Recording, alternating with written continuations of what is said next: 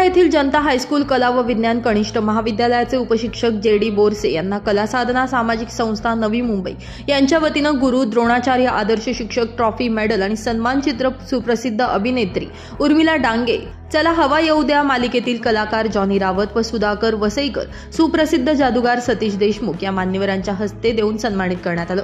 सदर पुरस्कार हा शैक्षणिक सेवा करत असताना केलेलं शिक्षण क्षेत्रातील कार्य आणि योगदान तसेच उत्कृष्ट कामगिरीबद्दल असून अनेक उपक्रम आणि स्पर्धांमध्ये सक्रिय सहभाग घेऊन तालुका ते राज्य स्तरापर्यंत यश संपादन केल्याबद्दल देण्यात आला।